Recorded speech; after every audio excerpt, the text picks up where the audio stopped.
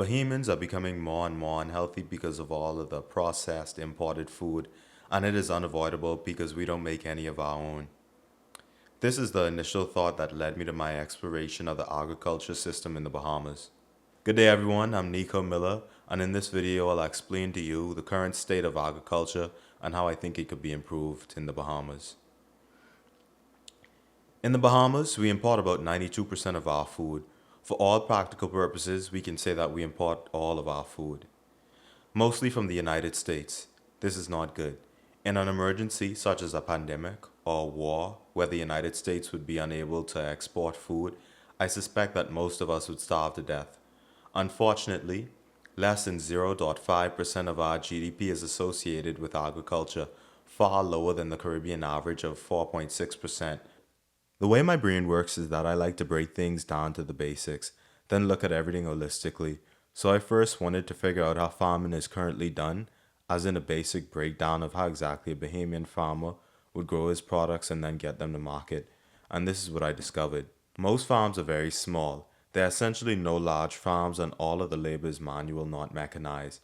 To produce lots of food, it must be the inverse, heavily mechanized with large farms. Crops are mostly irrigated through rain catchments, wells, and drip irrigations, who are funded by the government. I won't discuss backyard farms in this video because it is geared towards the issue of practically feeding the country. Therefore, those are irrelevant, as the production is not commercialized or able to feed many. When ready, the produce is collected manually, and there is no forced air or hydrocooling, so heat starts damaging it within hours. The produce is typically stored on the farms in ambient temperatures, rarely in cooled rooms. There is no central storage, national package houses, or national cold room. Therefore, as farmers don't sell their product quickly, they lose it. This places them at a huge disadvantage compared to imported food, as logistics are challenging in the Bahamas. The soil in the Bahamas is shallow limestone, and irrigation can be an issue. However, other countries with similar issues have overcome these constraints, which I discuss later in the article, the video. So this isn't enough to thwart the efforts of agriculture in the country. The key takeaway from this section is that production is small scale, unmechanized, and disorganized as there is no national crop planning. The content for this video came from an article I wrote on the topic. It's really good, you should check it out. It's on my website, nicomiller.com, or I'll leave the links in the description. Also, if you're interested in the sources that I got the information from, they're in there. Some of them were really good reads, like the one from the Inter-American Development Bank and the one that the Ministry of Agriculture wrote.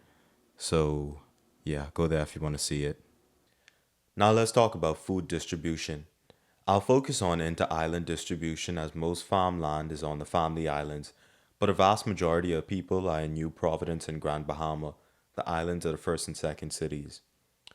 Currently, to get produce from the Family Islands to the cities, the produce is shipped to docks via mailboats, and the individual farmers must arrange for its pickup and delivery to its buyers. International export is very small and inconsistent, such as small volumes of pineapples and specialty produce.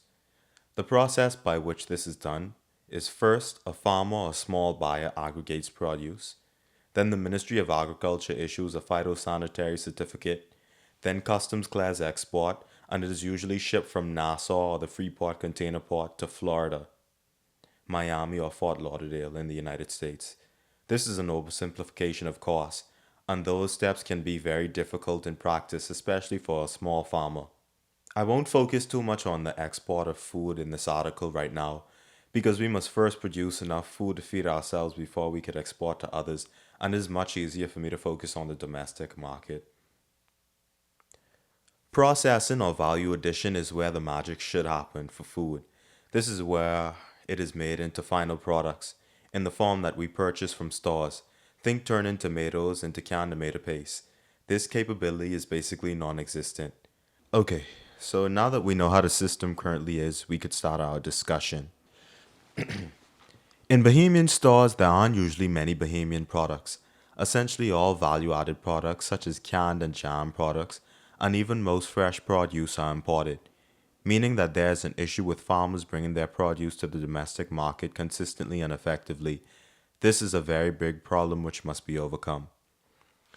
Growing up, I remember that there was Albury's Champion, a Bohemian brand of canned products, Dairy Made ice cream products, and I like the way they tasted, and some others that I can't remember or are just too young to know about. Let me know if you know of any others in the comments, please. I could probably add it to the article, or just, I'm curious. The ones I mentioned have all been shut down, meaning that although the country has gotten more prosperous, we have lost the little productive capacity that we had. In other words, we can't produce anything anymore.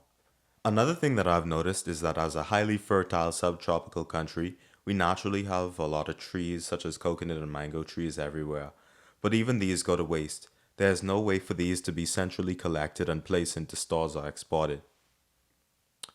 As I like to do, I will mention countries that are similar to us and have excelled in this area as examples. Countries in the Caribbean that share similar geographic and soil limitations are the Dominican Republic, Jamaica, and Cuba. What works well for them is that they focus on a few crops and build global demand, and they build entire value chains around them, such as packaging houses, refrigeration, and port infrastructure. They have value added processing, which I think is most important, and they have state supported distribution networks. These examples are noteworthy as we are one of the richest countries in the Caribbean on a per capita basis, so if any other country in the Caribbean can do it, we certainly can. For other countries in the region, Israel is one of the top agricultural exporters despite being desert. They use drip irrigation, desalination, reclaimed wastewater, and precision agriculture using high tech systems.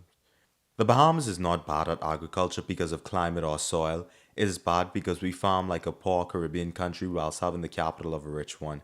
Countries with worse land and less water outperform us by using technology, good processing, policy discipline, and good logistics. I've read lots of reports and articles in researching for writing this piece, especially at the past attempts of the government at improving the agriculture industry, and I have an idea of why they failed. I'll link my references below if you're curious, some of them are very good reads. Most of the government initiatives have been small projects, pilot programs, and unproven tests, mostly just political stunts and wishful thinking. The blueprint was as follows: they were all grant funded, politically announced, time limited pilots that focused on deliverables such as acres planted and farmers trained. Rather than building up the critical infrastructure and value chains, buyers contract and profit mandates. The issue with this is that once the funding ended, operations collapsed. To add insult to injury, there was also no database made of trained expertise so that the private sector could scoop up these farmers who were trained. These were mistakes, not malicious sabotages of our own food system. We must just stop operating on the naive presumption that things will just fix themselves and work out. We can only have great systems with conscious, continuous effort. I think that the government should focus on the backbone of the system, which are immense hurdles for individual farmers but are very doable for the government, such as logistics and infrastructure. I believe that the problems facing the agricultural system today can be summarized by the lack of logistics, lack of critical infrastructure, and disorganization/slash decentralization. Now I'll give you some solutions that I've come up with.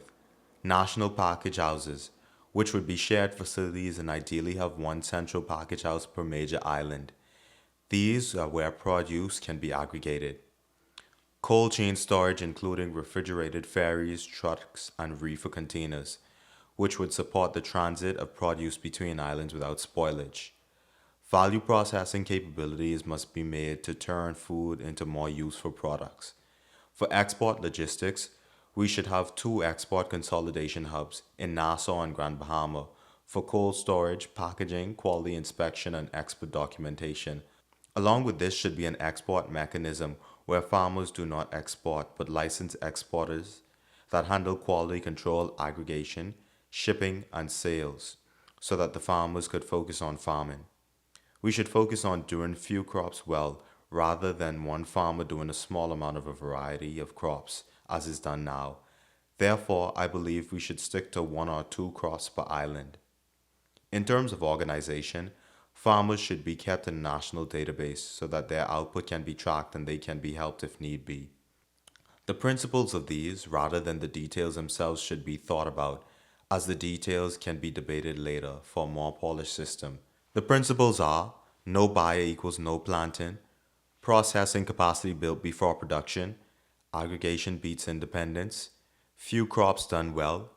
Private operators with public regulation. Export revenue funds local food security. Good organization and monitoring of farms. Good logistics for transport of produce.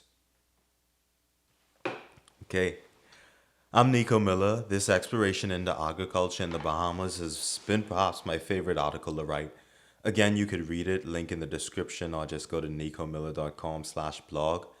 I learned a lot about farming in the Bahamas and about just things I was curious about. If you like the video, subscribe, follow me on social, and more importantly, share it with someone else, a few other people if you want, so that we could get the word spread and start the discussion. I'm also always looking for new things to write about or to look into. So if you have any ideas, comment or let me know via email. You could send the comment form on my website, social media, anywhere. And I think that's it. Let's say follow me, subscribe. It's been a pleasure. I got 1,000 followers on TikTok, so that's nice. Thank you. Hopefully we could get to 2,000 very soon. Can I bribe you with a pretty please? Is this possible? I don't know. Have a good day.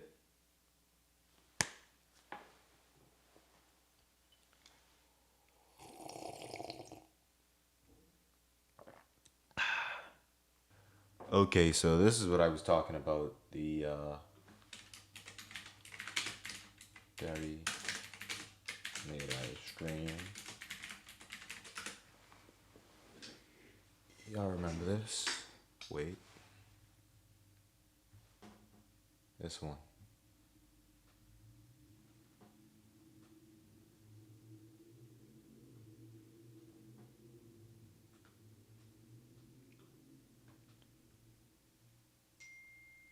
And also